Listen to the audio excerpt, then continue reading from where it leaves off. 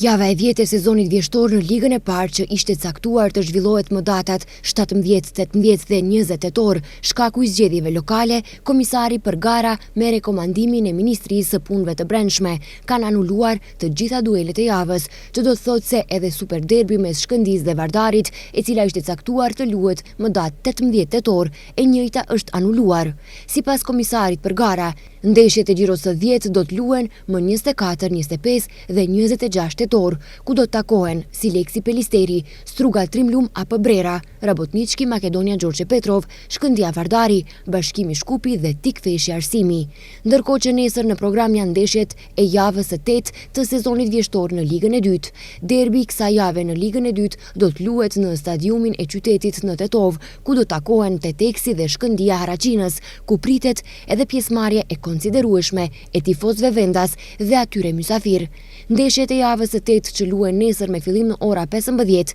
takohen Kamenica Sasa Prespa, Kozhufi Detonit Plaçkovica, Novaci Ohri, Osogova Bellasica, Pobeda Sloga Vinica, Teteksi Shkëndija Haraçinës, Vardari Negotin, Golemo Konjari dhe Bregalnica Skopje.